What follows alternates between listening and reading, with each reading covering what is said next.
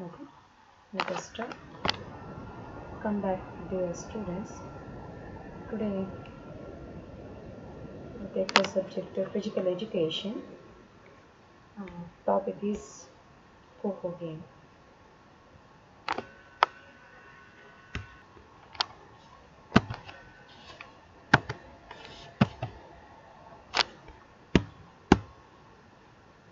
ಈಗಾಗಲೇ ನೀವು ಖೋ ಗೇಮ್ ಬಗ್ಗೆ ಅದರ ಒಂದು ಹಿನ್ನೆಲೆ ಹಾಗೂ ಇತಿಹಾಸ ಯಾವ ರೀತಿ ಗೇಮನ್ನು ಅದರದ್ದೇ ಆದಂಥ ಒಂದು ಒರಿಜಿನ್ ಯಾವ ರೀತಿ ಇತ್ತು ಅನ್ನುವಂಥದ್ದು ಹಾಗೂ ಲಾಸ್ಟ್ ಕ್ಲಾಸಲ್ಲಿ ಖೋ ಪ್ಲೇಯರ್ಸ್ ಕ್ಯಾರೆಕ್ಟರಿಸ್ಟಿಕ್ಸ್ ಏನೇನೆಲ್ಲ ಇರಬೇಕು ಅನ್ನುವಂಥದ್ದು ಕೂಡ ಅಧ್ಯಯನ ಮಾಡಿದ್ವಿ. ಇನ್ನು ಅದ್ರ ಜೊತೆಗೆ ವೇರಿಯಸ್ ಅವಾರ್ಡ್ಸ್ ಖೋ ಗೇಮ್ಗೆ ಸ್ಪೆಸಿಫಿಕ್ ಆಗಿ ಕೊಡ್ತಕ್ಕಂಥ ಅವಾರ್ಡ್ಸ್ ಕೂಡ ಅಧ್ಯಯನ ಆಗಿತ್ತು. ಮತ್ತು ಖೋ ಗೇಮ್ ಈ ಒಂದು ಗ್ರೌಂಡ್ ಮೆಜರ್ಮೆಂಟ್ ಯಾವ ರೀತಿ ಇರಬೇಕು, ಯಾವ ಶೇಪಲ್ಲಿ ಇರಬೇಕು ಹಾಗೂ ಆ ಒಂದು ಗ್ರೌಂಡ್ ಮಾರ್ಕಿಂಗ್ ಯಾವ ರೀತಿ ಮಾರ್ಕ್ ಮಾಡಬೇಕು ಅನ್ನೋದು ಕೂಡ ಅಧ್ಯಯನ ಮಾಡಿದ್ವಿ. ಇನ್ ಲೇಟೆಸ್ಟ್ ಖೋ ಗೇಮ್ ಬಗ್ಗೆ ಒಂದು ಗೇಮಲ್ಲಿ ನಾವು ವಿನ್ನರ್ಸ್ ಆಗಬೇಕಾದ್ರೆ ಕೆಲವೊಂದು ಸ್ಕಿಲ್ಸ್ಗಳನ್ನು ಪ್ರಾಕ್ಟೀಸ್ ಮಾಡಬೇಕಾಗುತ್ತೆ. ಅಂಥ ಸ್ಕಿಲ್ಸ್ಗಳು ಕೂಡ ಚೇಸರ್ ಸ್ಕಿಲ್ ಯಾವ ರೀತಿ ಇರಬೇಕು ಮತ್ತು ಡಾಚಿಂಗ್ ಸ್ಕಿಲ್ ಯಾವ ರೀತಿ ಇರಬೇಕು ಅನ್ನೋಂಥದ್ದು ಲಾಸ್ಟ್ ಕ್ಲಾಸಲ್ಲಿ ಅಧ್ಯಯನ ಮಾಡಿದ್ವಿ. ಸ್ಪೆಸಿಫಿಕ್ ಆಗಿ ಚೇಸಿಂಗ್ ಸ್ಕಿಲ್ಸ್ ಯಾವ ರೀತಿ ಇರಬೇಕು ಅನ್ನೋಂಥದ್ದು ಕೂಡ ಲಾಸ್ಟ್ ಕ್ಲಾಸಲ್ಲಿ ಅಧ್ಯಯನ ಆಗಿತ್ತು. ಈ ಒಂದು ಕ್ಲಾಸಲ್ಲಿ ಡಾಚಿಂಗ್ ಸ್ಕಿಲ್ಸನ್ನು ನಾವು ಅಧ್ಯಯನ ಮಾಡಬೇಕಾಗಿತ್ತು. ಡಾಚಿಂಗ್ ಸ್ಕಿಲ್ಸಲ್ಲಿ ಫಸ್ಟ್ ಒನ್ ಬರ್ತಕ್ಕಂಥದ್ದು ರನ್ನಿಂಗ್ ಸ್ಕಿಲ್ಸ್. ಕೇವಲ ಚೇಸರ್ಸ್ ಯಾವ ರೀತಿ ಅವರು ಆಕ್ರಮಣ ಮಾಡಿದಾಗ ಯಾವ ರೀತಿ ನಾವು ತಪ್ಪಿಸ್ಕೊಳ್ಬೇಕು, ಆ ಒಂದು ತಪ್ಪಿಸ್ಕೊಳ್ತಕ್ಕಂಥ ವಿಧಾನ ಯಾವ ರೀತಿ ಇರಬೇಕು, ಅದರಲ್ಲಿ ಸ್ಪೆಸಿಫಿಕ್ ಆಗಿ ಸ್ಪೀಡಲ್ಲಿ ಫ್ರ್ಯಾಕ್ಷನ್ ಆಫ್ ಸೆಕೆಂಡ್ಸಲ್ಲಿ ಔಟ್ ಆಗುವಂಥ ಸಿಚುವೇಶನ್ಸ್ ಖೋ ಗೇಮಲ್ಲಿ ಹೆಚ್ಚಾಗಿರೋದ್ರಿಂದ ಈ ಒಂದು ಡಾಚಿಂಗ್ ಸ್ಕಿಲ್ಸ್ ಕೂಡ ಒಂದು ಪ್ರಾಕ್ಟೀಸ್ ಚೆನ್ನಾಗಿದ್ದರೆ ಮಾತ್ರ ಆ ಟೀಮು ವಿನ್ನರ್ಸ್ ಆಗಲಿಕ್ಕೆ ಚಾನ್ಸಸ್ ಇದೆ. ಹಾಗಾಗಿ ಕೆಲವೊಂದು ಗೇಮನ್ನು ಆಟಾಡಬೇಕಾದ್ರೆ ಹಲವಾರು ಟ್ಯಾಕ್ಟಿಕ್ಸ್ಗಳನ್ನು ಬಳಕೆ ಮಾಡಬೇಕಾಗ್ತದೆ. ಇವೆಲ್ಲ ಟ್ಯಾಕ್ಟಿಕ್ಸ್ಗಳನ್ನು ಫೀಲ್ಡಲ್ಲಿ ಆಟಾಡುವಂಥ ಪ್ಲೇಯರ್ಸ್ಗೆ ಇವೆಲ್ಲ ಸ್ಕಿಲ್ಸ್ಗಳ ಒಂದು ಜ್ಞಾನದ ಅರಿವು ಇರಬೇಕಾಗುತ್ತೆ. ಅಂದಾಗ ಮಾತ್ರ ಉತ್ತಮವಾದಂತಹ ಟೀಮ್ ರಚನೆ ಮಾಡಲಿಕ್ಕೆ ಸಹಕಾರಿಯಾಗುತ್ತೆ. ಅದರಲ್ಲಿ ಡಾಚಿಂಗ್ ಸ್ಕಿಲ್ಸ್ ಡಿಫೆನ್ಸಿವ್ ಪ್ಲೇಯರ್ಗೆ ಅಥವಾ ಡಾಡ್ಜರ್ಸ್ ಅಂತ ನಾವು ಏನು ಹೇಳ್ತೀವಿ ಆ ಪ್ಲೇಯರ್ಸ್ಗೆ ಕೆಲವೊಂದು ರನ್ನಿಂಗ್ ಸ್ಕಿಲ್ಸ್ಗಳ ಬಗ್ಗೆ ರನ್ನಿಂಗ್ ಯಾವ ರೀತಿ ರನ್ ಮಾಡುವಂಥ ಸಿಚುವೇಶನ್ಸಲ್ಲಿ ಯಾವ ರೀತಿ ನಾವು ರನ್ನನ್ನು ಮಾಡಬೇಕು, ಯಾವ ರೀತಿ ನಾವು ತಪ್ಪಿಸ್ಕೊಳ್ಬೇಕು ಅನ್ನುವಂಥದ್ದು ಕೂಡ ಅಧ್ಯಯನ ಇರಬೇಕು. ಅದರಲ್ಲಿ ಫಸ್ಟ್ ಒನ್ ಬರ್ತಕ್ಕಂಥದ್ದು ರನ್ನಿಂಗ್ ಸ್ಕಿಲ್ಸ್. ಅದರಲ್ಲಿ 3-6 ಮೆಥಡ್ ಆಗಿರ್ಬೋದು, ಚೈನ್ ಖೋ ಆಗಿರ್ಬೋದು, ಸಿಂಗಲ್ ಚೈನ್, ಡಬಲ್ ಚೈನ್ ಅಥವಾ ರನ್ನಿಂಗ್ ಜಿಗ್ಜಾಗ್ ಮೆಥಡಲ್ಲಿ ತಪ್ಪಿಸ್ಕೊಳ್ಳುವಂಥ ವಿಧಾನ ಆಗಿರ್ಬೋದು. ಇನ್ನು ಚೈನ್ ಖೋ ಮೆಥಡ್ ಆಗಿರ್ಬೋದು ಹಾಗೂ ನೆಕ್ಸ್ಟ್ ಒಂದು ಬರ್ತಕ್ಕಂಥದ್ದು 3-6 ಮೆಥಡಲ್ಲಿ ಯಾವ ರೀತಿ ಚೈನ್ ರನ್ನನ್ನು ಮಾಡಬೇಕು ಅನ್ನೋದು ಕೂಡ ಅಧ್ಯಯನ ಮಾಡಬೇಕಾಗುತ್ತೆ. ಇನ್ನು ಅದರ ಜೊತೆಗೆ ಕೆಲವೊಂದು ರಿಂಗ್ಸ್ಗಳ ಬರ್ತದೆ. ಖೋ ಗೇಮಲ್ಲಿ ಡಿಫೆನ್ಸಿವ್ ಪ್ಲೇಯರ್ಸ್ಗೆ ಶಾರ್ಟ್ ರಿಂಗ್ ಮೆಥಡಲ್ಲಿ ಯಾವ ರೀತಿ ರನ್ನನ್ನು ಮಾಡಬೇಕು ಹಾಗೂ ಲಾಂಗ್ ಮತ್ತು ಮೀಡಿಯಮ್ ರಿಂಗ್ ಮೆಥಡ್ ಯಾವ ರೀತಿ ರನ್ನನ್ನು ಮಾಡಬೇಕು. ಈ ರೀತಿ ರನ್ ಮಾಡಿ ಪ್ಲೇಯರ್ಸ್ ಜೊತೆಗೆ ನಾವು ಚೇಸರ್ಸಿಂದ ನಾವು ಹೆಚ್ಚಿನ ಒಂದು ಸಮಯದ ಅವಧಿಯವರೆಗೂ ರನ್ನ ಮಾಡುವಂತಹ ವಿಧಾನವನ್ನು ಕೂಡ ನಾವು ಅಧ್ಯಯನ ಮಾಡಬೇಕಾಗುತ್ತೆ. ಅದರಲ್ಲಿ ಬರ್ತಕ್ಕಂಥದ್ದು ಸ್ಪೆಸಿಫಿಕ್ ಆಗಿ ಡಾಡ್ಜಿಂಗ್ ಸ್ಕಿಲ್. ಈಗಾಗಲೇ ಚೇಸರ್ಸ್ ಯಾವ ರೀತಿ 8 ಸಿಟ್ಟಿಂಗ್ ಬಾಕ್ಸಲ್ಲಿ ಕೂತಂತಹ 8 ಜನ ಚೇಸರ್ಸ್, ಅದ್ರ ಜೊತೆಗೆ ಒಬ್ಬನು ಆ್ಯಕ್ಟಿವ್ ಚೇಸರ್ಸ್ ಅಂತ ಕರಿತೀವಿ. ಈ ಆ್ಯಕ್ಟಿವ್ ಚೇಸರ್ಸ್ ಯಾವ ರೀತಿ ನಮಗೆ ಅಟ್ಯಾಕ್ ಮಾಡಲಿಕ್ಕೆ ಬಂದಂತಹ ಸಂದರ್ಭದಲ್ಲಿ ಡಾಡ್ಜರ್ಸ್ ಆದಂಥವರು ಅಥವಾ ಡಿಫೆನ್ಸಿವ್ ಪ್ಲೇಯರ್ಸ್ ಅಂತ ನಾವೇನು ಹೇಳ್ತೀವಿ ಅವರು ಯಾವ ರೀತಿ ತಪ್ಪಿಸ್ಕೊಳ್ಳುವಂತಹ ಒಂದು ಕೆಲವೊಂದು ವಿಧಾನವನ್ನು ಅಧ್ಯಯನ ಮಾಡ್ತಕ್ಕಂಥ ಒಂದು ಅಭ್ಯಾಸವನ್ನು ಈ ಕ್ಲಾಸಲ್ಲಿ ಅಭ್ಯಾಸ ಮಾಡೋಣ ಅಂತ. ಈಗ ಫಸ್ಟ್ ಒನ್ ಬರ್ತಕ್ಕಂಥದ್ದು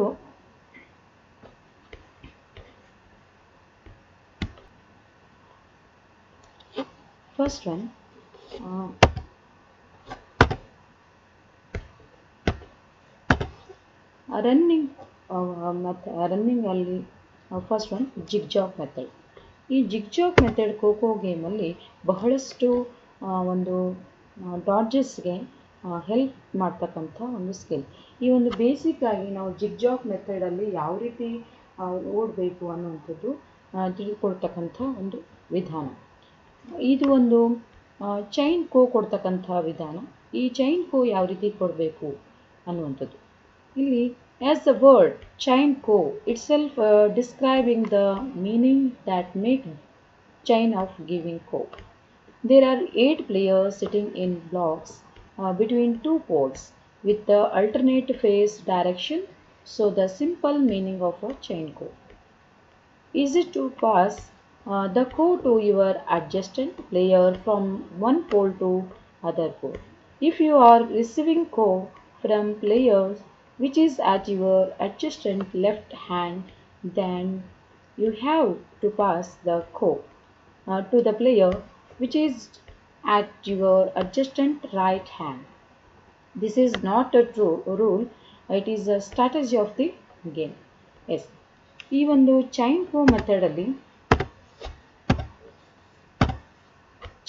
ಮೆಥಡಲ್ಲಿ ಯಾವ ರೀತಿ ನಾವು chain kho chasers one by one ಬೈಕು ಕೊಡುವಂತಹ ಒಂದು ವಿಧಾನವನ್ನು ಅವರು ಅಳವಡಿಸಿದಾಗ, ಅಥವಾ ನಾವು ಡಾಡ್ಜಸ್ ಆದಂಥವ್ರು ಯಾವ ರೀತಿ ನಾವು ಬೆನ್ನು ಹಿಂದ್ಗಡೆ ತಪ್ಪಿಸ್ತಕ್ಕಂಥದ್ದು ಅಂದರೆ 8 ಬಾಕ್ಸಲ್ಲಿ ಕೂತಂತಹ ಸಿಟ್ಟಿಂಗ್ ಬಾಕ್ಸಲ್ಲಿ ಕೂತಂತಹ ಈ ಒಂದು players opposite one by one odd ನಂಬರಲ್ಲಿ ಅಪೋಸಿಟ್ ಡೈರೆಕ್ಷನಲ್ಲಿ ಕೂತಂತಹ ಪ್ಲೇಯರ್ ಆಗಿರ್ತಾರೆ.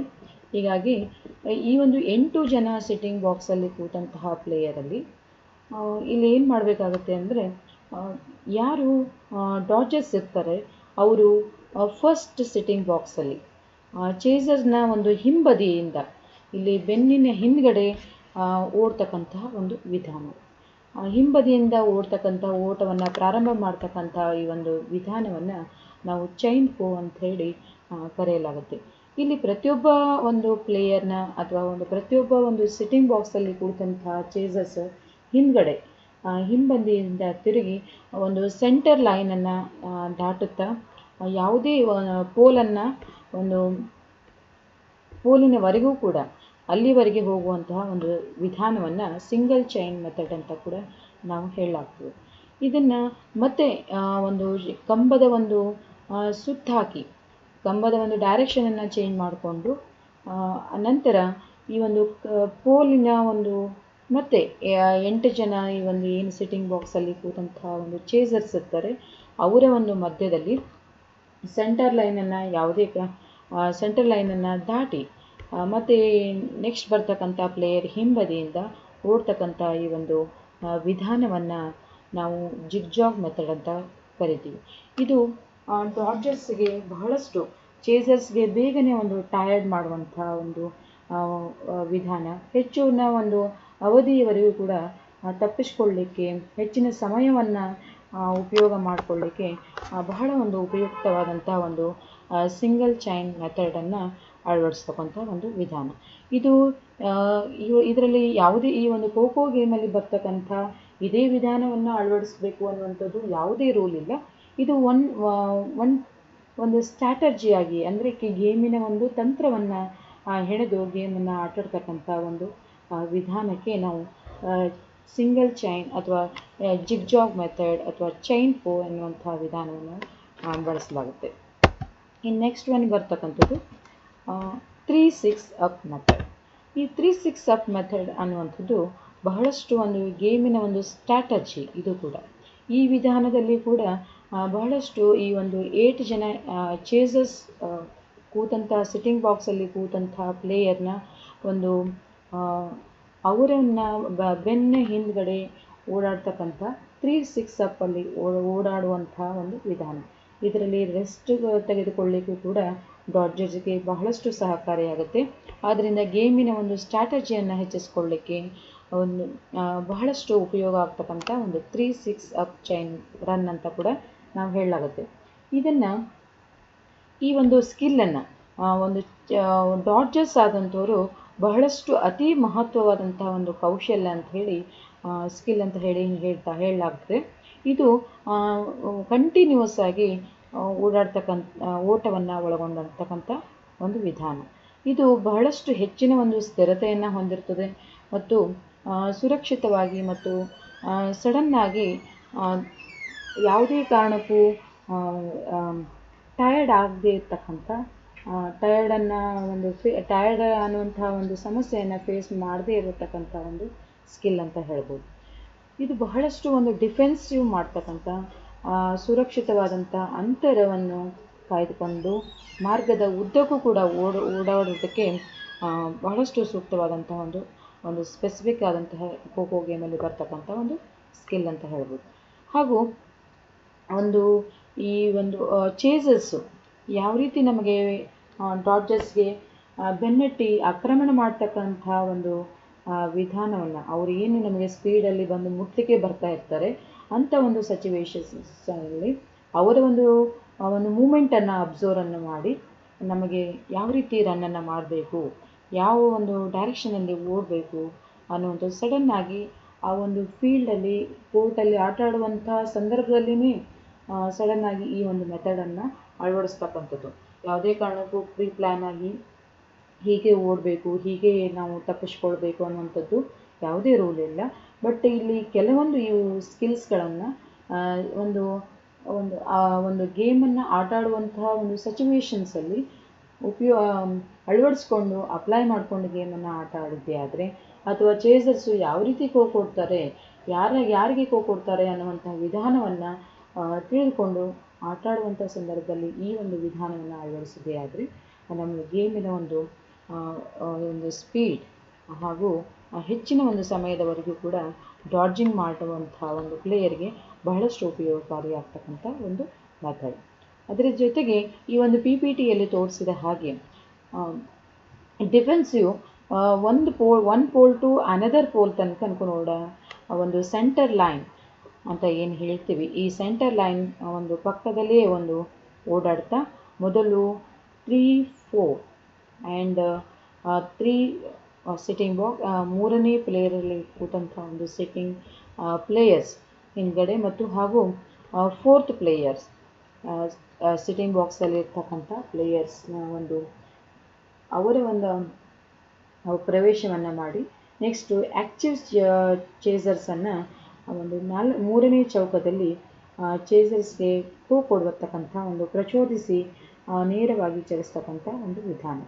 ನಂತರ 6 ಮತ್ತು 7 ಸಿಟ್ಟಿಂಗ್ ಬಾಕ್ಸಲ್ಲಿ ಕೂತಂಥ ಅವರ ನಡುವೆ ಪ್ರವೇಶಿಸಿ ಮತ್ತು ಅಗೇನ್ ಅವರ ಚೇಸರ್ಸನ್ನು ನೋಡ್ತಾ ಮುಂದೆ ಅವರ ಡೈರೆಕ್ಷನನ್ನು ಅಬ್ಸರ್ವ್ ಮಾಡಿ ಮುಂದೆ ಓಡಾಡ್ತಕ್ಕಂಥ ಅವರ ಡೈರೆಕ್ಷನನ್ನು ನಿರ್ಧಾರ ಮಾಡ್ತಕ್ಕಂಥ ಆ ಒಂದು ಸಂದರ್ಭದಲ್ಲಿ ತೆಗೆದುಕೊಳ್ಳುವಂಥ ನಿರ್ಣಯವನ್ನು ಇಲ್ಲಿ ನಾವು ಅಬ್ಸರ್ವ್ ಮಾಡ್ಬೋದು. ಹಾಗೂ ಈ ಮೆಥಡಲ್ಲಿ ಓಟಗಾರ ಯಾವ ರೀತಿ ಬೆನ್ನಟ್ಟುವವರ ಅಂದರೆ ಚೇಸರ್ಸನ್ನು ಕೊಡುವುದರ ಆಧಾರದ ಮೇಲೆ ಈ 3-6 ಅಪ್ ಮೆಥಡನ್ನು ನಾವು ಉಪಯೋಗ ಮಾಡ್ತಕ್ಕಂಥದ್ದು. ಅದರ ಜೊತೆಗೆ ಈ 3-6 up ಮೆಥಡಲ್ಲಿ the runner then again runs straight and cuts through the 6th and 7th box and runs straight towards the pole. During this run, the dodger constantly looks back and keeps running to the front. Depending on which players get a go, the dodger decides his pattern of run. ಇಲ್ಲಿ ಯಾವ ರೀತಿ 6th ಮತ್ತು 7th ಏನು ಹೇಳ್ತೀವಲ್ಲ, ಈ 6th sitting ಬಾಕ್ಸಲ್ಲಿ ಮತ್ತು ಹಾಗೂ 7th ಸಿಟ್ಟಿಂಗ್ ಬಾಕ್ಸಲ್ಲಿ ಕೂತಂತಹ ಚೇಸರ್ ಯಾರಿಗೆ ಖೋ ಕೊಡ್ತಾರೆ, ಖೋ ಕೊಟ್ಟರೆ ಆತ ಡಾಡ್ಜರ್ ಆದಂಥವರು ಕಂಬಕ್ಕೆ ಹೋಗಿ ಒಂದು ರೆಸ್ಟನ್ನು ತೆಗೆದುಕೊಳ್ತಕ್ಕಂಥ ಒಂದು ವಿಧಾನ. ಹಾಗೆಯೇ ಇಲ್ಲಿ 6th ಸಿಟ್ಟಿಂಗ್ ಬಾಕ್ಸಲ್ಲಿ ಕೂತಂಥ ಒಂದು ಚೇಸರ್ ಡೈರೆಕ್ಷನ್ನ ನೇರವಾಗಿ ಡೈರೆಕ್ಟಾಗಿ ಬಂದರೆ ಅಲ್ಲಿ ಪೋಲ್ ಹತ್ರ ಸಾಗದೆ 8ನೇ ಸಿಟ್ಟಿಂಗ್ ಬಾಕ್ಸಲ್ಲಿ ಕೂತಂಥ ಒಂದು ಚೇಸರ್ಸ್ ಹಾಗೂ ಮತ್ತು ಪೋಲಿನ ನಡುವೆ ಪ್ರವೇಶಿಸಿ ಮುಂದುವರಿಯುವನು ಅನ್ನುವಂತಹ ಸಿಟ್ಟಿಂಗಲ್ಲಿ ಈ ಮುಂದೆ ಹೋಗ್ತಕ್ಕಂಥ ಒಂದು ವಿಧಾನವನ್ನು ನಾವು 3-6 ಅಪ್ ಮೆಥಡಲ್ಲಿ ನೋಡ್ತಾ ಹೋಗ್ತೀವಿ. ಹಾಗೂ ಈ ಒಂದು ಸೆವೆಂತ್ ಸಿಟ್ಟಿಂಗ್ ಬಾಕ್ಸಲ್ಲಿ ಕೂತಂತಹ ಚೇಸರ್ ಆತನ ಒಂದು ಡೈರೆಕ್ಷನ್ ನೇರವಾಗಿ ಬಂದರೆ ಪೋಲಿನ ಒಂದು ನೂಕಿ ಪೋಲಿಗೆ ಒಂದು ಒತ್ತಡವನ್ನು ಕೊಟ್ಟು ನಾವು ಅದೇ ಪೋಲಿನಿಂದ ಬದಿಯಲ್ಲಿ ತಿರುಗಿ ಓಡ್ತಕ್ಕಂತಹ ಒಂದು ವಿಧಾನವನ್ನು ಕೂಡ ಈ ಒಂದು 3-6 ಅಪ್ ಮೆಥಡಲ್ಲಿ ಕೂಡ ನಾವು ನೋಡ್ತೀವಿ. ಹೀಗೆ ಒಂದು ಕೋರ್ಟ್ ಅಂದರೆ 7th ಹಾಗೂ 8th ಸಿಟ್ಟಿಂಗ್ ಬಾಕ್ಸಲ್ಲಿ ಕೂತಂತಹ ಪ್ಲೇಯರ್ ಚೇಸರ್ಸ್ ಕೊಟ್ಟ ತಕ್ಷಣವೇ ಅವನ ಒಂದು ಮೂಮೆಂಟ್ ಯಾವ ರೀತಿ ಇರ್ತದೆ, ಯಾವ ಡೈರೆಕ್ಷನಲ್ಲಿ ಹೋಗ್ತಿರ್ತಾನೆ ಅನ್ನುವಂಥದ್ದು ನಾವು ಅದನ್ನು ಅಬ್ಸರ್ವ್ ಮಾಡಿ ಕಂಬವನ್ನು ಸುತ್ತಿ ಮತ್ತೊಂದು ಬದಿಯಲ್ಲಿ ಪ್ರವೇಶಿಸಿ ಇನ್ನೊಂದು ಕಂಬದೆಡೆಗೆ ಸಾಗೋಣ. ಈ ರೀತಿ 3-6 ಅಪ್ ಒಂದು ಚೈನ್ ಮೆಥಡಲ್ಲಿ ನಾವೇನು ಮಾಡ್ತೀವಿ, ಓಡುವಾಗ ಆತನ ಒಂದು ಓಟಗಾರನ ಒಂದು ಮಧ್ಯಗೆರೆಯನ್ನು ದಾಟಿ ಚೇಸರ್ನ ಹಿಂಬದಿಯಲ್ಲೇ ದಾಟಬೇಕು. ಮತ್ತು ಮಧ್ಯಗೆರೆ ಎಂದರೆ ಸುಮಾರು ಒಂದು 2-3 ಅಡಿ ಅಂತರದಲ್ಲಿ ಓಟವನ್ನು ಪ್ರಾರಂಭಿಸಿದೆ ಆದರೆ ಬಹಳಷ್ಟು ಒಂದು 3-6 ಅಪ್ ಮೆಥಡಲ್ಲಿ ಹೆಚ್ಚಿನ ಒಂದು ಸಮಯದವರೆಗೆ ತಪ್ಪಿಸಿಕೊಳ್ಳಿಕ್ಕೆ ಬಹಳಷ್ಟು ಉಪಯೋಗ ಆಗ್ತಕ್ಕಂಥ ಒಂದು 3-6 ಅಪ್ ಮೆಥಡ್ ಅಂತ ಹೇಳ್ಬೋದು. ಈ 3-6 ಅಪ್ ಮೆಥಡಲ್ಲಿ ಯಾವ ರೀತಿ 3-6 ಅಪ್ ಮೆಥಡ್ ಚೇಸರ್ಸು 3-6 ಅಪ್ ಮೆಥಡ್ ಅವರು ಮಾಡ್ತಾ ಅಂದರೆ ಡಾಡ್ಜರ್ಸು 3-6 ಅಪ್ ಮೆಥಡಲ್ಲಿ ಓಡ್ತಾ ಇರುವಂತಹ ಸಿಚುವೇಶನ್ಸಲ್ಲಿ ಅದನ್ನು ಯಾವ ರೀತಿ ಓಡುವಾಗ ನಾವು ಆ ಒಂದು ಆ ಒಂದು ಚೈನನ್ನು ಬೆನ್ನು ಹತ್ತಬೇಕು ಅನ್ನುವಂಥ ವಿಧಾನವನ್ನು ಕೂಡ ನಾವು ನೋಡ್ಬೋದು. ಅಂದರೆ ಇಲ್ಲಿ dodging by the ring method, this is skill used by this runner. This skill involves a lot of techniques and is a very difficult skill. In this method, the runner does not get tired very easily.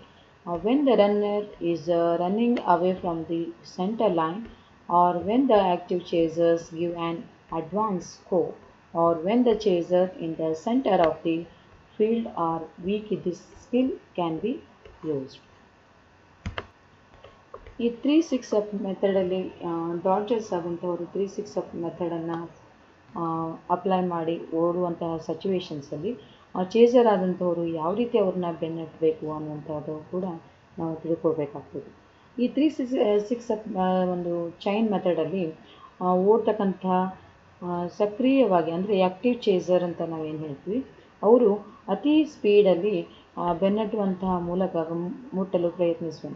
ಇಲ್ಲಿ ಸಕ್ರಿಯವಾಗಿ ಬೆನ್ನಟ್ಟುಗಾರ ಅಂದರೆ ನಾವು active chaser ಅಂತ ಏನು ಹೇಳ್ತೀವಿ, centre ಲೈನನ್ನು ಇನ್ನೊಂದು ಬದಿಯಲ್ಲಿ ಓಡ್ತಕ್ಕಂಥ ಮತ್ತು ಓಟಗಾರನಿಂದ ಮುಂದೆ ಚೇರುವಂಥ ಚೇಸರ್ಸ್ಗೆ ಕೊಡುವ ಮೂಲಕ ಓಟಗಾರನ ಒಂದು ಕ್ರಮಬದ್ಧತೆಯನ್ನು ತಪ್ಪಿಸಿ ಮುಟ್ಟಲಿಕ್ಕೆ ಪ್ರಯತ್ನ ಮಾಡುವಂಥ ಒಂದು ವಿಧಾನವನ್ನು ನಾವು ಈ ಒಂದು 3-6 ಚೈನ್ ಮೆಥಡಲ್ಲಿ ಯಾವ ರೀತಿ ನಾವು ಚೇಸರ್ಸ್ ಆದಂಥವ್ರು ಅವ್ರನ್ನ ಹಿಡಿಲಿಕ್ಕೆ ಪ್ರಯತ್ನ ಮಾಡಬೇಕು ಡಾಡ್ಜರ್ಸನ್ನು ಅನ್ನುವಂಥದ್ದು ತಿಳ್ಕೊಳ್ಳುವಂಥದ್ದು. ಇದರಲ್ಲಿ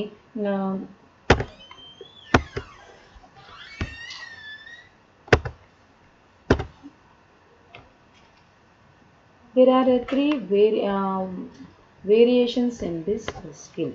ಅಂದರೆ ಈ ಖೋಖೋ ಒಂದು ಗೇಮಲ್ಲಿ ಕೆಲವೊಂದು ಶಾರ್ಟ್ ರಿಂಗ್ ಮೆಥಡ್ ಹಾಗೂ ನೆಕ್ಸ್ಟ್ ಒಂದು ಬರ್ತಕ್ಕಂಥದ್ದು medium ring method and then long ring method ಅಂತ 3 types of variation used in this kho kho game. ಇಲ್ಲಿ first one short ring method ಅಂತ ಹೇಳ್ತೀವಿ. ಈ ಶಾರ್ಟ್ ರಿಂಗ್ ಮೆಥಡಲ್ಲಿ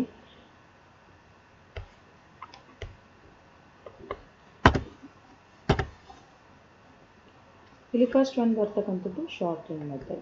ಇಲ್ಲಿ PPTಯಲ್ಲಿ ತೋರಿಸಿದ ಹಾಗೆ ಈ ಒಂದು 8 ಸಿಟ್ಟಿಂಗ್ ಬಾಕ್ಸಲ್ಲಿ ಕೂತಂತಹ ಚೇಸರ್ಸ್ ಅಗೇನ್ ಇಲ್ಲಿ ಮಧ್ಯೆ ಒಂದು ಶಾರ್ಟ್ ರಿಂಗ್ ಅಂದರೆ ಸುಮಾರು 1.5 ಮೀಟರ್ಸ್ ಡಿಸ್ಟೆನ್ಸಲ್ಲಿ ಡಾಡ್ಜರ್ಸ್ ಆದಂಥವರು ತಪ್ಪಿಸ್ಕೊಳ್ತಕ್ಕಂಥ ಒಂದು ವಿಧಾನ. ಅಂದರೆ ಸುಮಾರು ಈ ಒಂದು 3 ಜನ ಪ್ಲೇಯರ್ ಅವರ ಮಧ್ಯದಲ್ಲೇ ಈ ಒಂದು ಶಾರ್ಟ್ ರಿಂಗಲ್ಲೇ ತಪ್ಪಿಸ್ಬೇಕಂತ ಒಂದು ವಿಧಾನ ಕೂಡ. ಈ ಖೋಖೋ ಗೇಮ್ನಲ್ಲಿ ಬರ್ತಕ್ಕಂಥ ಒಂದು ಶಾರ್ಟ್ ರಿಂಗ್ ಮೆಥಡ್ ಅಂತ ಹೇಳ್ತೀವಿ. ಈ short ring method, when the chaser in the third box tries to cover the cross lane, the dodger faces him and shifts back at a 300 to 450 angle to the center line towards the sideline. While maintaining a safe distance, the dodger should maintain his balance in the directions of the fourth box and give a body fake, forcing the active chaser to change his shoulder line. If this is not possible, the dodger should quickly cut across the center lane between the fifth and sixth box and then quickly pivot and face the chaser again.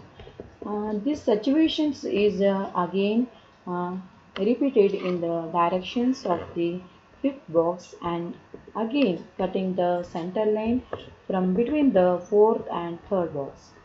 This ring continues at an approximate angle of 450. And this ring is about 1.5 meters and hence called as the short ring. ಈ short ring ಮೆಥಡನ್ನು ಡಾಡ್ಜರ್ಸ್ ಆದಂಥವರು ಯಾವ ರೀತಿ ಒಂದು ಗೇಮಲ್ಲಿ ಬಳಸ್ತಕ್ಕಂಥ ಒಂದು ವಿಧಾನ ಅನ್ನುವಂಥದ್ದು. ಈ ಒಂದು short ring ಮೆಥಡಲ್ಲಿ defensive player ಒಂದು ಸ್ಪೆಸಿಫಿಕ್ ಸ್ಕಿಲ್ಲನ್ನಾಗಿ ಬಳಸ್ಕೊಳ್ಳುವಂಥದ್ದು ವಿಧಾನ. ಇದು ಬಹಳಷ್ಟು ಒಂದು ಹೆಚ್ಚಿನ ಒಂದು ಸ್ಟ್ರಾಟಜಿಯನ್ನು ಗೇಮಿನಲ್ಲಿ ಒಂದು ಉತ್ತಮ ಗೇಮನ್ನು ವಿನ್ ಮಾಡಿಕೊಳ್ಳಲಿಕ್ಕೆ ಬಹಳಷ್ಟು ಉತ್ತಮವಾದಂಥ ಹಾಗೂ ಅಷ್ಟೇ ಕಠಿಣವಾದಂತಹ ಒಂದು ಸ್ಕಿಲ್ ಅಂತ ಕೂಡ ನಾವು ಹೇಳ್ಬೋದು. ಈ ವಿಧಾನದಲ್ಲಿ ಡಾಡ್ಜರ್ಸ್ಗೆ ಬಹಳಷ್ಟು ಹೆಚ್ಚು ದಣಿವಾಗಲಿಕ್ಕಿಲ್ಲ ಆಗೋದಿಲ್ಲ ಹಾಗೂ ಓಡುವನ ಒಂದು ಮಧ್ಯಗೆರೆಯಿಂದ ದೂರವಿದ್ದಾಗ ಅಥವಾ ಆ್ಯಕ್ಟಿವ್ ಚೇಸರ್ನ ಅಡ್ವಾನ್ಸ್ ಗೋ ಕೊಟ್ಟಾಗ ಇಲ್ಲವೇ ಮೈದಾನದ ಮಧ್ಯದಲ್ಲಿರ್ತಕ್ಕಂತಹ ಒಂದು ಚೇಸರ್ ಅಶಕ್ತರಿದ್ದಾಗ ಈ ಒಂದು ಕೌಶಲ್ಯವನ್ನು ಬಳಸಲಿಕ್ಕೆ ಬಹಳಷ್ಟು ಒಂದು ಉಪಯೋಗ ಆಗಿರ್ತಕ್ಕಂಥ ಒಂದು ಶಾರ್ಟ್ ರಿಂಗ್ ಮೆಥಡ್ ಅಂತ ಹೇಳ್ಬೋದು. ಅಂದರೆ ಈ 8 ಸಿಟ್ಟಿಂಗ್ ಬಾಕ್ಸಲ್ಲಿ ಕೂತಂಥ ಒಂದು 8 ಜನ ಚೇಸರ್ಸನ್ನು ನಾವು ಒಂದೆರಡು ಸರಿ ಯಾವುದೋ ಒಂದು ಮೆಥಡಲ್ಲಿ ಓಡಾಡುವಂಥ ಸಿಚುವೇಶನ್ಸಲ್ಲಿ ಪ್ಲೇಯರ್ಸ್ ಯಾರು ವೀಕ್ ಇರ್ತಾರೆ ಅನ್ನುವಂಥದ್ದು ಐಡೆಂಟಿಫೈ ಮಾಡಿ ಅವರ ಮಧ್ಯದಲ್ಲಿ ಸುಮಾರು 1.5 ಮೀಟರ್ಸ್ ಡಿಸ್ಟೆನ್ಸಲ್ಲಿ ಅವರ 3 ಜನ ಪ್ಲೇಯರ್ ಮಧ್ಯ ಡಿಸ್ಟೆನ್ಸಲ್ಲಿ ಓಡಾಡ್ತಕ್ಕಂಥ ವೃತ್ತಾಕಾರದಲ್ಲಿ ಓಡಾಡ್ತಕ್ಕಂತಹ ವಿಧಾನವನ್ನು ನಾವು ಶಾರ್ಟ್ ರಿಂಗ್ ಮೆಥಡ್ ಅಂತ ಹೇಳಿ ಕೂಡ ಕರೆಯಲಾಗುತ್ತೆ. ಈ ಶಾರ್ಟ್ ರಿಂಗ್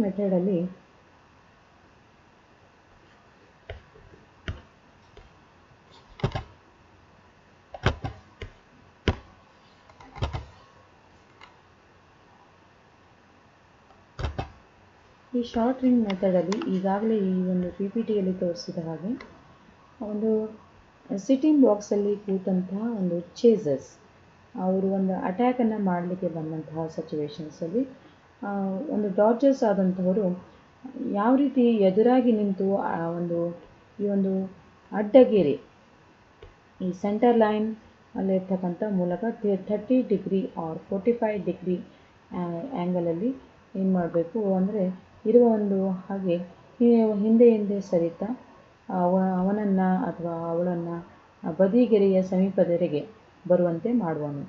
ಹಾಗೆ ಆ ಒಂದು ಸರಿಯಾದ ಒಂದು ಅಂತರ ಇರುವಂತೆ ನೋಡ್ಕೊಳ್ತಕ್ಕಂಥ ಒಂದು ವಿಧಾನ. ಅಂದರೆ ಆಗ ಒಂದು ಬಲಬದಿಗೆ ಸರಿತಕ್ಕಂಥ ಅಥವಾ ಒಂದು ಆ್ಯಕ್ಟಿವ್ ಚೇಸರ್ ಅಂತ ನಾವೇನು ಹೇಳ್ತೀವಿ, ಆ ಒಂದು ತನ್ನ ಒಂದು ಬಲಬದಿಯಲ್ಲಿ ಅಥವಾ ಅಡ್ಡಗೆರೆಯಲ್ಲಿ ದಾಟುವವರೆಗೆ ಒಂದು ಸಮತೋಲನವನ್ನು ಬ್ಯಾಲೆನ್ಸನ್ನು ಕಾಪಾಡಿಕೊಂಡು ಹೋಗ್ತಕ್ಕಂಥ ಒಂದು ವಿಧಾನ. ಒಂದು ಉಪಾಯ ಮಾಡಿ ಯಾವುದೇ ಕಾರಣಕ್ಕೂ ಚೇಸರ್ಸ್ ಕೈಯಲ್ಲಿ ಸಿಗದೇ ಇರೋ ಥರ ಈ ಒಂದು 3 ಜನ ಪ್ಲೇಯರ್ಸ್ ಮಧ್ಯದಲ್ಲಿ ಸುಮಾರು 1.5 ಮೀಟರ್ ಡಿಸ್ಟೆನ್ಸಲ್ಲಿ ಬೆನ್ನು ಹಿಂದೆ ತಪ್ಪಿಸ್ತಕ್ಕಂಥ ಒಂದು ವೃತ್ತಾಕಾರದಲ್ಲಿ ತಪ್ಪಿಸ್ತಕ್ಕಂಥ ಒಂದು ವಿಧಾನವನ್ನು ಖೋಖೋ ಗೇಮಲ್ಲಿ ಶಾರ್ಟ್ ರಿಂಗ್ ಮೆಥಡ್ ಅಂತ ಹೇಳಿ ಕೂಡ ಕರೀಲಾಗುತ್ತೆ. ಅಂದರೆ ಈ ವೀಕ್ ಪ್ಲೇಯರನ್ನು ಅಬ್ಸರ್ವ್ ಮಾಡಿ, ಇವರು ಮಧ್ಯದಲ್ಲಿ ಇರ್ತಕ್ಕಂಥ ಪ್ಲೇಯರ್ ಅಷ್ಟೇ ಅಲ್ಲದೆ ಯಾರು ವೀಕ್ ಇರ್ತಾರೆ ಆ ಒಂದು ಪ್ಲೇಯರನ್ನು ಸುಮಾರು ಒಂದು 3 ಜನ ಮಧ್ಯ ಮಾಡಿಕೊಂಡು ಈ ಒಂದು ವೃತ್ತಾಕಾರದಲ್ಲಿ ಶಾರ್ಟ್ ರಿಂಗಲ್ಲಿ ತಪ್ಪಿಸೋದ್ರಿಂದ ಹೆಚ್ಚು ಟೈಮನ್ನು ಸೇವ್ ಮಾಡಿಕೊಳ್ಳಿಕ್ಕೆ ಡಿಫೆನ್ಸಿವ್ಗೆ ಬಹಳಷ್ಟು ಸಹಕಾರಿಯಾಗಿರ್ತಕ್ಕಂಥ ಒಂದು ವಿಧಾನವನ್ನು ನಾವು ಶಾರ್ಟ್ ರಿಂಗ್ ಮೆಥಡ್ ಅಂತ ಕೂಡ ಕರೆಯಲಾಗುತ್ತೆ. ಇದರಿಂದ ಡಾಡ್ಜರ್ಸ್ಗೂ ಕೂಡ ರೆಸ್ಟ್ ಸಿಗಲಿಕ್ಕೆ ಕೂಡ ಬಹಳಷ್ಟು ಉಪಯೋಗ ಆಗುತ್ತೆ. ಹಾಗೂ ಪಕ್ಕದಲ್ಲಿ ಚೇಸರ್ಸ್ ಆದಂಥವರು ಯಾವುದೇ ರೀತಿ ಕೊಟ್ಟಾಗಲೂ ಕೂಡ ಆ ಒಂದು ಚೇಸರ್ಸಿಂದ ತಪ್ಪಿಸಿಕೊಂಡು ಮತ್ತೆ ವೀಕ್ ಪ್ಲೇಯರ್ ಎಲ್ಲಿರ್ತಾರೋ ಅವರ ಸುತ್ತನೇ ಸುತ್ತೋದ್ರಿಂದ ಇದನ್ನು ಗೇಮಿನ ಒಂದು ಹೆಚ್ಚು ಸಮಯದವರೆಗೆ ಡಾಡ್ಜರ್ಸ್ ಆದಂಥವರು ತಪ್ಪಿಸ್ಕೊಳ್ಳಿಕ್ಕೆ ಬಹಳಷ್ಟು ಉಪಯೋಗಕಾರಿಯಾಗ್ತಕ್ಕಂಥ ಒಂದು ವಿಧಾನವನ್ನು ನಾವು ಶಾರ್ಟ್ ರಿಂಗ್ ಮೆಥಡ್ ಅಂತೇಳಿ ಕರೆಯಲಾಗುತ್ತೆ. ಇನ್ನು ನೆಕ್ಸ್ಟ್ ಒಂದು ಬರ್ತಕ್ಕಂಥದ್ದು medium ring method. This one skill is very very important. ಹಾಗೂ ಒಂದು ಗೇಮಿನ ಒಂದು ಸ್ಟ್ರಾಟಜಿಯನ್ನು ಹೆಚ್ಚಿಸ್ಕೊಳ್ಳಿಕ್ಕೆ ಆ ಒಂದು ಸಂದರ್ಭದಲ್ಲಿ ಕೋರ್ಟಲ್ಲಿ ಆಡ್ತಕ್ಕಂತಹ ಒಂದು ಡಿಫೆನ್ಸಿವ್ ಪ್ಲೇಯರ್ಸ್ ಯಾವ ರೀತಿ ಹೆಚ್ಚಿನ ಸಮಯದವರೆಗೆ ಸಮಯವನ್ನು ಬಳಸಿಕೊಂಡು ಗೇಮನ್ನು ಆಟ ಆಡಲಿಕ್ಕೆ ಉಪಯೋಗವಾಗ್ತಕ್ಕಂಥ ಒಂದು second one medium ring method ಅಂತ ಹೇಳಿ ಕರೆಯಲಾಗುತ್ತೆ. ಈ medium ring ಮೆಥಡಲ್ಲಿ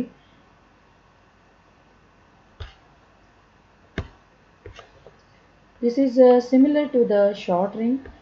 In this skill, the dodgers always tries to maintain a distance of around 2 meters from the center line. When the active chaser is capable of covering larger distance, this skill is to be used. ಈ ಒಂದು medium ring method, ಈ medium ring method ಕೂಡ ಈ ಒಂದು ಡಾಡ್ಜರ್ಸ್ಗೆ ಬಹಳಷ್ಟು ಗೇಮಿನ ಒಂದು ಸ್ಟ್ರಾಟಜಿಯನ್ನು ಅಥವಾ ಬಹಳಷ್ಟು ಸಮಯದವರೆಗೆ ಓಡಾಡಲಿಕ್ಕೆ ಅನುಕೂಲ ಆಗ್ತಕ್ಕಂಥ ಒಂದು ವಿಧಾನವನ್ನು ಈ ಒಂದು ಮೀಡಿಯಂ ರಿಂಗ್ ಮೆಥಡ್ ಅಂತ ಕೂಡ ಹೇಳ್ತೀವಿ. ಈ ಮೀಡಿಯಂ ರಿಂಗ್ ಮೆಥಡಲ್ಲಿ ಇದು ಬಹಳಷ್ಟು ಚಿಕ್ಕದಾದಂಥ ಒಂದು ಶಾರ್ಟ್ ರಿಂಗ್ ಮೆಥಡಿನ ಒಂದು ಆಟದಂತೆಯೇ ಸೇಮ್ ಈಗ ನಾವು ಯಾವ ರೀತಿ ನಾವು ಶಾರ್ಟ್ ರಿಂಗ್ ಮೆಥಡನ್ನು ತಪ್ಪಿಸ್ತಾ ಇದ್ವಿ ಅದೇ ರೀತಿ ಅದಕ್ಕಿಂತ ಸ್ವಲ್ಪ ಡಿಸ್ಟೆನ್ಸನ್ನು ಹೆಚ್ಚಿಗೆ ಮಾಡಿಕೊಂಡು ಅಂದರೆ ಸುಮಾರು 2 ಮೀಟರ್ಸ್ ಡಿಸ್ಟೆನ್ಸಲ್ಲಿ ಸುಮಾರು 3 ಜನ ಅಥವಾ 4 ಜನ ಪ್ಲೇಯರನ್ನು ವೀಕ್ ಪ್ಲೇಯರಲ್ಲಿ ಮಧ್ಯೆ ಮಾಡಿಕೊಂಡು ಅವರ ಸುತ್ತನೇ ನಾವು ಸುತ್ತೋದ್ರಿಂದ ಇದು ನಮಗೆ ಬಹಳಷ್ಟು ಸಮಯವನ್ನು ಉಪಯೋಗ ಮಾಡಿ ಮೀಡಿಯಂ ರಿಂಗಲ್ಲಿ ಮೆಥಡಲ್ಲಿ ಓಡಾಡ್ತಕ್ಕಂಥ ಒಂದು ವಿಧಾನ.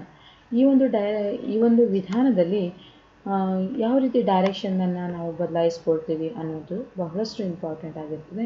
ಇಲ್ಲಿ ಡಾಡ್ಜರ್ಸ್ ಆದಂಥವರು ಅವರ ಒಂದು ಸ್ಕಿಲ್ಲನ್ನು ವೀಕ್ ಪ್ಲೇಯರ್ನ ಒಂದು ಬೆನ್ನು ಹಿಂದ್ಗಡೆ ಓಡಾಡುವಂತಹ ಒಂದು ಅವರ ಹಿಂದ್ಗಡೆ ಚೇಸರ್ಸ್ನ ಹಿಂಬದಿಯಲ್ಲಿ ಓಡಾಡ್ತಕ್ಕಂಥ ಒಂದು ವಿಧಾನ ಆಗಿರೋದ್ರಿಂದ ಯಾವ ಒಂದು ಪ್ಲೇಯರ್ ಅವರ ಒಂದು ರನ್ನಿಂಗ್ ಸ್ಪೀಡ್ ಕಡಿಮೆ ಇರುತ್ತೆ ಹಾಗೂ ಬೇಗನೆ ಕ್ವಿಕ್ಕಾಗಿ ಏಳುವಂತಹ ಒಂದು ಎಬಿಲಿಟಿ ಇಲ್ಲದೇ ಇರತಕ್ಕಂತಹ ಒಂದು ಪ್ಲೇಯರ್ ಸುತ್ತೋದ್ರಿಂದ ಆ ಒಂದು ಗೇಮಿನ ಒಂದು ಉಪಯೋಗ ಬಹಳಷ್ಟು ಅನುಕೂಲ ಒಂದು ಡಾಡ್ಜರ್ಸ್ಗೆ ಆಗ್ತಕ್ಕಂಥ ಒಂದು ವಿಧಾನ.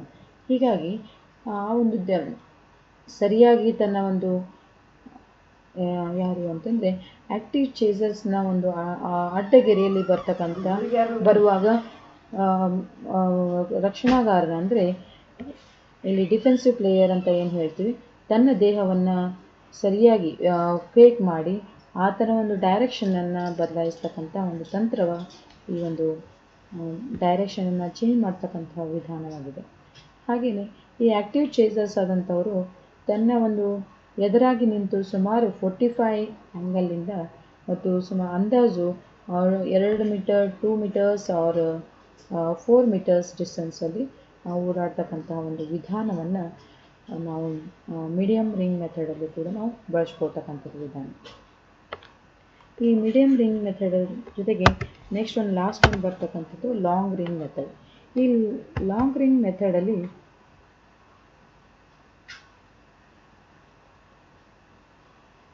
long ring method, change of a direction. This is a skill used by the dodger.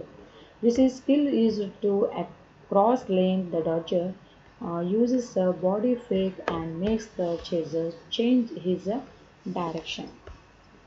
The dodger stands actually opposite to the chaser running in the cross lane at approximately 4 to 6 meters, and then we makes body fake to get the dodger thrown off balance.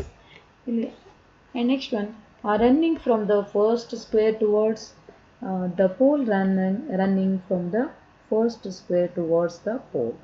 And next, this is the skill used by the chaser. As soon as an active chaser receives a foe, the chaser runs towards the dodger standing near the pole. ಈ ಒಂದು long ring method, ಈ long ring method ಕೂಡ ಈ ಒಂದು short ring and medium ring and last one ಬರ್ತಕ್ಕಂಥದ್ದು long ring method. ಈ long ring method ಬಹಳಷ್ಟು ಒಂದು ಚೇಸರ್ಸ್ ಆದಂಥವ್ರಿಗೆ ತನ್ನ ಒಂದು ಡೈರೆಕ್ಷನ್ನ ಯಾವ ರೀತಿ ಬದಲಾವಣೆ ಮಾಡ್ಕೊಳ್ತಿರ್ತಾರೆ ಹಾಗೂ ಅವರು ಕೋವನ್ನು ಯಾರಿಗೆ ಕೊಡ್ತಾರೆ ಅನ್ನುವಂಥ ಒಂದು ವಿಧಾನದ ಮೇಲೆ ಡಾಡ್ಜರ್ಸ್ ಆದಂಥವರು ಈ ಒಂದು long ring method, short ring method ಅಥವಾ ಮೀಡಿಯಮ್ ರಿಂಗ್ ಮೆಥಡನ್ನು ಅಪ್ಲೈ ಮಾಡ್ತಕ್ಕಂಥ ಒಂದು ಖೋಖೋ ಗೇಮಿನ ಒಂದು ವಿಧಾನ ಅಂತ ಹೇಳ್ಬೋದು. ಅವರು ಡಿಸೈಡನ್ನು ತಗೊಳ್ಳುವಂಥದ್ದು, ಆ ಒಂದು ಸಿಚುವೇಶನ್ನ ನೋಡ್ಕೊಂಡ್ಬಿಟ್ಟು ಯಾವ ರೀತಿ ಖೋ ಕೊಡ್ತಾರೆ, ಯಾವ ಒಂದು ಪ್ಲೇಯರ್ಗೆ ಖೋ ಕೊಡ್ತಾರೆ ಅನ್ನುವಂಥದ್ದು ನೋಡಿಕೊಂಡು ಅವರ ಒಂದು ಮೂಮೆಂಟನ್ನು, ಚಲನವಲನಗಳನ್ನು ನೋಡಿಕೊಂಡು ಡಾಡ್ಜರ್ಸ್ ಆದಂಥವರು ತಮ್ಮ ಡೈರೆಕ್ಷನನ್ನು ಬದಲಾವಣೆ ಮಾಡ್ತಾ ಓಡಾಡುವಂಥ ಒಂದು ವಿಧಾನವನ್ನು ನಾವು ಲಾಂಗ್ ರಿಂಗ್ ಮೆಥಡ್ ಅಂತ ಕೂಡ ಹೇಳ್ಬೋದು. ಅಂದರೆ ಈ ಮಧ್ಯೆ ಕೂಡ್ತಕ್ಕಂಥ ಮಧ್ಯ ಆಗಿರ್ಬೋದು ಅಥವಾ ಸಿಟ್ಟಿಂಗ್ ಬಾಕ್ಸಲ್ಲಿ ಕೂರ್ತಕ್ಕಂಥ ಆ ಒಂದು ಪ್ಲೇಯರ್ಸನ್ನು ನೋಡಿಕೊಂಡು ಆ ವೀಕ್ ಪ್ಲೇಯರ್ಸ್ ಅನ್ನು ಅಬ್ಸರ್ವ್ ಮಾಡಿಬಿಟ್ಟು ಅವರ ಒಂದು ಸುಮಾರು ಒಂದು 4 to 6 ಮೀಟರ್ಸ್ ಡಿಸ್ಟೆನ್ಸಲ್ಲಿ ಓಡಾಡುವ ಒಂದು ವೃತ್ತಾಕಾರದಲ್ಲಿ ಓಡಾಡ್ತಕ್ಕಂಥದ್ದು, ರೈಟ್ ಸೈಡ್ ಆಗಿರ್ಬೋದು, ಒಂದು ರೈಟ್ ಸೈಡ್ ಮಾಡಿಕೊಂಡು ಓಡಾಡುವಂಥದ್ದು ಆಗಿರ್ಬೋದು, ಈ ರೀತಿ ಅಥವಾ ರೈಟ್ ಸೈಡ್ ಅಥವಾ ಲೆಫ್ಟ್ ಸೈಡಲ್ಲಿ ಏನು ಮಾಡ್ತಾ ಇರ್ತಾರೆ ಅಂದರೆ ಡಾಡ್ಜರ್ಸ್ ಅವರು ಸರಿಯಾದ ಒಂದು ವಿಧಾನದಲ್ಲಿ ಓಡಾಡ್ತಕ್ಕಂಥ ವಿಧಾನವನ್ನು ನಾವು ಲಾಂಗ್ ರಿಂಗ್ ಮೆಥಡ್ ಅಂತ ಕೂಡ ಹೇಳ್ತೀವಿ. ಇದರಲ್ಲಿ ಚೇಸರ್ಸ್ ಆದಂಥವರು ತಮ್ಮ ಒಂದು ಚೇಜಿಂಗ್ ಡೈರೆಕ್ಷನನ್ನು ತಾವು ಯಾವ ರೀತಿ ಮೂಮೆಂಟನ್ನು ಮಾಡಬೇಕು, ತಮ್ಮ ಡೈರೆಕ್ಷನ್ನ ಬಹಳಷ್ಟು ಫಾಲ್ಸ್ ಆಗುವಂಥ ಚಾನ್ಸಸ್ಸು ಇದರಲ್ಲಿ ಜಾಸ್ತಿ ಇರುತ್ತೆ. ಯಾಕಂತಂದರೆ ಅವರು ಒಂದು ಲಾಂಗ್ ರಿಂಗ್ ಮೆಥಡಲ್ಲಿ ಯಾವ ರೀತಿ ಓಡಾಡ್ತಾರೆ ಅನ್ನುವಂಥದ್ದು ಸರಿಯಾಗಿ ಅಬ್ಸರ್ವೇಷನ್ ಬೇಗನೆ ಆ ಚೇಸರ್ಸಿಗೆ ಗೊತ್ತಾಗೋದಿಲ್ಲ. ಹೀಗಾಗಿ ಅಂಥ ಒಂದು ಸಂದರ್ಭದಲ್ಲಿ ಏನು ಮಾಡ್ಬೋದು ಅಂದರೆ ಈ ಒಂದು ಲಾಂಗ್ ರಿಂಗ್ ಮೆಥಡ್ ಅಥವಾ ಶಾರ್ಟ್ ರಿಂಗ್ ಮೆಥಡ್ ಅಥವಾ ಮೀಡಿಯಮ್ ರಿಂಗ್ ಮೆಥಡನ್ನು ನಾವು ಗೇಮನ್ನಲ್ಲಿ ನೋಡಿಕೊಂಡು ಬಳಸ್ತಕ್ಕಂಥ ಒಂದು ಗೇಮಿನ ಒಂದು ಸ್ಟ್ರಾಟಜಿಯನ್ನು ಹೆಚ್ಚಿಸ್ಕೊಳ್ಳಲಿಕ್ಕೆ ಬಹಳಷ್ಟು ಉಪಯೋಗವಾಗ್ತಕ್ಕಂಥ ಒಂದು ರಿಂಗ್ ಮೆಥಡ್ ಅಂತ ಹೇಳ್ಬೋದು. ಈ ಲಾಂಗ್ ರಿಂಗ್ ಮೆಥಡಲ್ಲಿ ಪೋಲ್ ಟು ಪೋಲ್ ಸುತ್ತನೇ ಇಲ್ಲಿ ಸುಮಾರು ಬಹಳ ಒಂದು ಡಿಸ್ಟೆನ್ಸಲ್ಲಿ ಸುಮಾರು 4 ರಿಂದ 6 ಮೀಟರ್ಸ್ ಡಿಸ್ಟೆನ್ಸಲ್ಲಿ ದೂರದಿಂದ ಬಹಳಷ್ಟು ಸ್ಪೀಡಲ್ಲಿ ಓಡಾಡ್ತಕ್ಕಂಥದ್ದು, ಆಮೇಲೆ ಬಹಳ ಲಾಂಗಲ್ಲಿ ಡಿಸ್ಟೆನ್ಸಲ್ಲಿ ಇಟ್ಬಿಟ್ಟು ಗೇಮನ್ನು ಸುಮಾರು ಇಬ್ಬರು ಪ್ಲೇಯರನ್ನು ವೀಕ್ ಪ್ಲೇಯರನ್ನು ನೋಡಿಕೊಂಡು ಲಾಂಗ್ ರಿಂಗ್ ಮೆಥಡಲ್ಲಿ ತಪ್ಪಿಸ್ತಕ್ಕಂಥ ಒಂದು ಉತ್ತಮವಾದಂತಹ ಸ್ಟ್ರಾಟಜಿ ಅಂತ ಹೇಳ್ಬೋದು. ಇನ್ನು ಗೇಮಲ್ಲಿ ಕೆಲವೊಂದು ಈ ಒಂದು ಖೋಖೋ ಗೇಮಿಗೆ ಕೆಲವೊಂದು ವಾರ್ಮಪ್ ಆ್ಯಕ್ಟಿವಿಟೀಸನ್ನು ಕೂಡ ಪ್ಲೇಯರ್ಸ್ ಮಾಡಬೇಕಾಗುತ್ತೆ. ಅಂದರೆ ಗೇಮ್ ಸ್ಪೆಸಿಫಿಕ್ ಆಗಿ ಆ ಗೇಮಿಗೆ ಸಂಬಂಧಪಟ್ಟಂತೆ ಕೆಲವೊಂದು ಆ್ಯಕ್ಟಿವಿಟೀಸ್ ಅಂದರೆ ಬಾಡಿಯನ್ನು ಹೀಟ್ ಮಾಡಿಕೊಂಡು ಗೇಮಿಗೆ ಇಳಿಬೇಕಾಗುತ್ತೆ. ಅಂಥ ಒಂದು ಆ್ಯಕ್ಟಿವಿಟೀಸಲ್ಲಿ ಫಸ್ಟ್ ಒಂದು ಬರ್ತಕ್ಕಂಥದ್ದು running on the spot.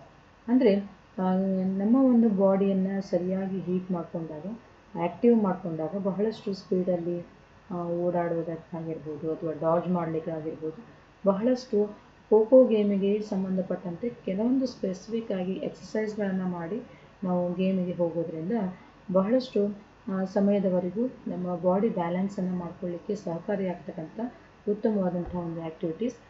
First one running on the spot, ನಿಂತಲ್ಲಿ ಓಡಾಡ್ತಕ್ಕಂಥ ಒಂದು ವಿಧಾನ. ನೆಕ್ಸ್ಟ್ ಒನ್ ಬರ್ತಕ್ಕಂಥದ್ದು run touching all the lines in between the poles. ಅಂದರೆ ಪ್ರತಿಯೊಂದು ಲೈನನ್ನು ನಾವು ಟಚ್ ಮಾಡ್ತಾ ನಾವು ಏನು ಮಾಡಬೇಕಾಗುತ್ತೆ, one pole to another pole ತನಕ ನಾವು ಲೈನ್ಸಲ್ಲಿ ಓಡಾಡುವಂತಹ ಒಂದು ಪೋಲ್ ಟು ಪೋಲ್ ಓಡಾಡುವಂತಹ ಒಂದು ಆ್ಯಕ್ಟಿವಿಟಿಯನ್ನು ಮಾಡ್ತಾಯಿದ್ರೆ ಬಹಳಷ್ಟು ನಿಮಗೆ ಅನುಕೂಲವಾಗ್ತಕ್ಕಂಥ ಒಂದು ಆ್ಯಕ್ಟಿವಿಟಿ. ಇನ್ನು next one practice of pole dive and pole turning. Yes, ಇದು ವಾರ್ಮಪ್ ಮಾಡಲಿಕ್ಕೆ ಬೇಕಾಗ್ತಕ್ಕಂಥ ಸ್ಪೆಸಿಫಿಕ್ ಆಗಿ ಖೋಖೋ ಗೇಮಿಗೆ ಅಳವಡಿಸ್ತಕ್ಕಂಥ ಒಂದು ಪ್ರಾಕ್ಟೀಸ್ ಆಫ್ ಪೋಲ್ ಡೈವಿಂಗ್ ಅಂತ ಹೇಳ್ಬೋದು. ಅಂದರೆ ಪೋಲ್ ಡೈವಿಂಗನ್ನು ಹೊಡೆಯತಕ್ಕಂಥ ಒಂದು ಸಿಚುವೇಶನ್ ಬರುತ್ತೆ ಖೋ ಗೇಮಲ್ಲಿ. ಪೋಲ್ ಡೈವನ್ನು ಹೊಡೆಯುವಂತಹ ಒಂದು ಸಿಚುವೇಶನ್ಸಲ್ಲಿ ಬಾಡಿ ಇಂಬ್ಯಾಲೆನ್ಸ್ ಆಗಿ ಅಥವಾ ಬಾಡಿಯಲ್ಲಿ ನಾವು ಸರಿಯಾಗಿ ಬಾಡಿಯನ್ನು ವಾರ್ಮಪ್ ಮಾಡದೇ ಇದ್ದಾಗ ಇಂಜುರಿ ಆಗುವಂಥ ಚಾನ್ಸಸ್ಸು ಜಾಸ್ತಿ ಇರುತ್ತೆ. ಹೀಗಾಗಿ ಪ್ರತಿಯೊಬ್ಬರೂ ಕೂಡ ನಾವು ಗೇಮಿಗೆ ಹೋಗೋಕ್ಕಿಂತ ಮುಂಚಿತವಾಗಿ ಪೂರ್ವಭಾವಿಯಾಗಿ ನಾವೇನು ಮಾಡಬೇಕಾಗುತ್ತೆ, ಇಂಥ ಒಂದು ಸ್ಪೆಸಿಫಿಕ್ ಆದಂಥ ಸ್ಕಿಲ್ಸ್ಗಳನ್ನು ಒಂದೆರಡು ಬಾರಿ ಪ್ರಾಕ್ಟೀಸ್ ಮಾಡಿ ಬಾಡಿಯನ್ನು ಸರಿಯಾಗಿ ನಾವು ಆ್ಯಕ್ಟಿವನ್ನು ಮಾಡಿಕೊಂಡು ಗೇಮಿಗೆ ಇಳಿಯೋದ್ರಿಂದ ಯಾವುದೇ ರೀತಿಯಿಂದ ತೊಂದರೆ ಆಗೋದನ್ನು ನಾವು ತಪ್ಪಿಸಲಿಕ್ಕೆ ಸಹಕಾರಿ ಆಗ್ತಕ್ಕಂಥ ಒಂದು ವಿಧಾನ. ಇನ್ನು next one left and right side or run backwards and sidewards. Yes, ಬಾಡಿಯನ್ನು ಕಂಪ್ಲೀಟಾಗಿ ಸೈಡ್ವರ್ಡ್ಸ್ ಆ್ಯಂಡ್ ಬ್ಯಾಕ್ವರ್ಡ್ಸ್ ಈ ರೀತಿ ಬಾಡಿ ಬೆಂಡ್ ಮಾಡಿ ಎಕ್ಸಸೈಸ್ ಮಾಡೋದ್ರಿಂದ ಯಾವುದೇ ರೀತಿ, ಯಾಕಂದರೆ ಖೋ ಗೇಮಲ್ಲಿ ಬಹಳಷ್ಟು ಬಾಡಿ ಫ್ಲೆಕ್ಸಿಬಲ್ ಆಗಿರ್ತಕ್ಕಂಥ ಇರ್ತಕ್ಕಂಥ ಪ್ಲೇಯರ್ ಇರಬೇಕಾಗುತ್ತೆ. ಹೀಗಾಗಿ ಬಹಳಷ್ಟು ಕೊಡೋದ್ರಿಂದ ಅಥವಾ ತಪ್ಪಿಸ್ಕೊಳ್ಳುವಂಥ ವಿಧಾನದಲ್ಲಿ ಆಗಿರ್ಬೋದು, ಅಥವಾ ಪೋಲ್ ಡೈವ್ ಹೊಡೆಯೋದಾಗಿರ್ಬೋದು, ಜಂಪ್ ಮಾಡುವಂಥ ಸಿಚುವೇಶನ್ ಆಗಿರ್ಬೋದು, ಈ ರೀತಿ ಹಲವಾರು ಒಂದು ಸ್ಕಿಲ್ಸ್ಗಳನ್ನು ಅಪ್ಲೈ ಮಾಡಬೇಕಾದ್ರೆ ನಮ್ಮ ಬಾಡಿ ಕಂಪ್ಲೀಟಾಗಿ ವಾರ್ಮಪ್ ಆಗಿರಬೇಕು. ಅಂದಾಗ ಯಾವುದೇ ರೀತಿಯಿಂದ ಇಂಜುರಿ ಆಗುವಂತಹ ಚಾನ್ಸಸ್ಸು ಇರೋದಿಲ್ಲ. ಹೀಗಾಗಿ ನಾವು ಹೆಚ್ಚಿನ ಒಂದು ವಾರ್ಮಪ್ ಆ್ಯಕ್ಟಿವಿಟೀಸನ್ನು ಮಾಡುವುದು ಬಹಳಷ್ಟು ಸೂಕ್ತ. ಹೀಗಾಗಿ next climbing up and down the steps continuously. Yes, next ಬರ್ತಕ್ಕಂಥ ಒಂದು ಆ್ಯಕ್ಟಿವಿಟಿ ಈ climbing up and down the steps ಅಂದರೆ ಸ್ಟೆಪ್ಪನ್ನು ಹತ್ತೋದು, ಇಳಿಯೋದು, ಈ ರೀತಿ ಆ್ಯಕ್ಟಿವಿಟೀಸಲ್ಲಿ ನಾವು ಸುಮಾರು ಒಂದು ಕೌಂಟ್ಸನ್ನು ಮಾಡಿಕೊಂಡು ಒಂದು 5 ಬಾರಿನೋ ಅಥವಾ ಒಂದು 2-3 ಬಾರಿನೋ ಅಥವಾ ಈ ರೀತಿ ಕೌಂಟ್ಸಲ್ಲಿ ನಾವು ಸ್ಟೆಪ್ಪನ್ನು ಇಳಿಯೋದ್ರಿಂದ ಮಾಡೋದ್ರಿಂದ ನಮ್ಮಲ್ಲಿ ಲೆಗ್ಸಲ್ಲಿರ್ತಕ್ಕಂಥ ಒಂದು ನರ್ವಸ್ ಸಿಸ್ಟಮ್ ಒಂದು ಎಲ್ಬೋಸ್ಗೆ, ಮಸಲ್ಸ್ಗೆ ಯಾವುದೇ ರೀತಿಯಿಂದ ಇಂಜುರಿ ಆಗುವಂಥ ಚಾನ್ಸಸ್ಸು ಕಡಿಮೆ ಇರುತ್ತೆ. ಹೀಗಾಗಿ ಅಥವಾ ಎಕ್ಸಸೈಸ್ಗಳನ್ನು ಮಾಡೋದಾಗಿರ್ಬೋದು, ಅಥವಾ ನಾವು ಸ್ಟೆಪ್ಪನ್ನು ಹತ್ತೋದು, ಇಳಿಯೋದು, ಈ ರೀತಿ ಎಕ್ಸಸೈಸ್ಗಳನ್ನು ಮಾಡಿ, ಸ್ಪೆಸಿಫಿಕ್ಕಾಗಿ ಎಕ್ಸಸೈಸ್ಗಳನ್ನು ಮಾಡಿ ಖೋ ಗೇಮನ್ನು ಆಟ ಆಡಲಿಕ್ಕೆ ಸೂಕ್ತವಾಗ್ತಕ್ಕಂಥ ಒಂದು ವಿಧಾನ. ಇನ್ನು next running in zigzag manner to the front, back and sidewise. Yes, ಕೆಲವೊಂದು ಬ್ಯಾಕ್ ಸೈಡಲ್ಲಿ ರನ್ ಮಾಡುವಂಥದ್ದು, ಅಥವಾ ಫ್ರಂಟಲ್ಲಿ ರನ್ ಮಾಡುವಂಥದ್ದು, ಅಥವಾ ಸೈಡಲ್ಲಿ ರನ್ ಮಾಡ್ತಕ್ಕಂಥ, ಅಂದರೆ ಒಟ್ಟಾರೆ ಬಾಡಿಯನ್ನು ಫ್ಲೆಕ್ಸಿಬಲ್ ಮಾಡಿಕೊಳ್ಳಿಕ್ಕೆ ಉಪಯೋಗ ಆಗ್ತಕ್ಕಂಥ ಒಂದು ನೆಕ್ಸ್ಟ್ ಬರ್ತಕ್ಕಂಥ ಒಂದು ವಿಧಾನ. ಇನ್ನು ನೆಕ್ಸ್ಟ್ ವಾರ್ಮಪ್ ಆ್ಯಕ್ಟಿವಿಟಿ ಅಂತಂದರೆ sprinting and running. S, sprint ಮಾಡೋದು, ಬಹಳಷ್ಟು ಸ್ಪೀಡಲ್ಲಿ ಸುಮಾರು 2-3 ಬಾರಿ ಓಡಾಡುವಂಥದ್ದು ಮತ್ತು ರನ್ ಮಾಡ್ತಕ್ಕಂಥದ್ದು, ಈ ರೀತಿ ಒಂದು ವಿಧಾನವೂ ಕೂಡ ನಾವು ವಾರ್ಮಪ್ ಆ್ಯಕ್ಟಿವಿಟಿಯಾಗಿ ನಾವು ತಗೊಳ್ಬೋದು. ಇನ್ನು next bounding and running, swinging arms and legs alternately in the air.